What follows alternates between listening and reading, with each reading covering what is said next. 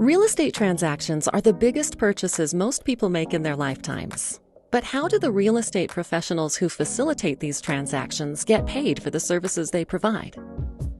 Let's take a closer look. First, agent compensation is always negotiable. Always. Compensation is negotiable at the outset or as agreed to by the parties at any time before the transaction closes. Second, those costs are spelled out to both buyers and sellers.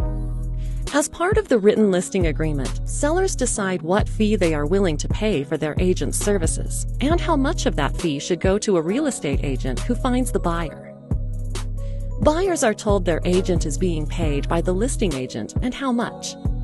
At closing, both sellers and buyers are reminded how much each agent is being paid and by whom.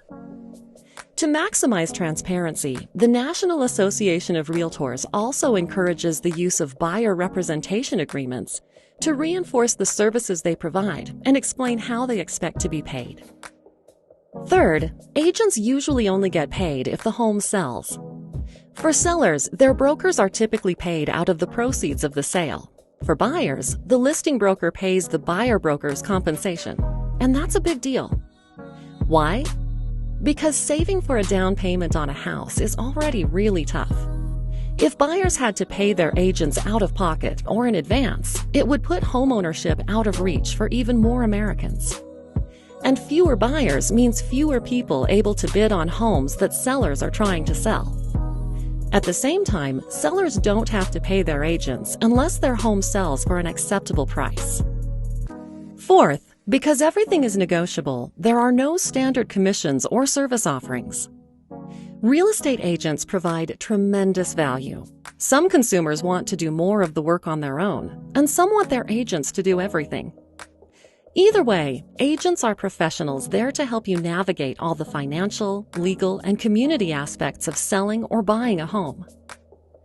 Like all services, real estate agent compensation varies based on service, consumer preference, and the free market, but it also fluctuates. In fact, commission rates have fallen to well below where they were in the 90s, all while real estate agent value has continued to increase. There are many different types of agents with different types of commission structures and levels.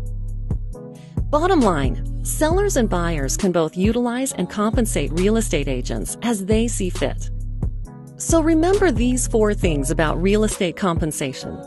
1. It is always negotiable. 2. Costs are spelled out to buyers and sellers. 3. Agents usually only get paid if a home sells. And 4. There are no standard commissions or service offerings. What does all this mean for consumers? When you go to buy or sell a home, you have choices. Choices about getting expert help or not. Choices about paying more for greater value or paying less. And choices to negotiate that pay at any time. Only Realtors are members of the National Association of Realtors.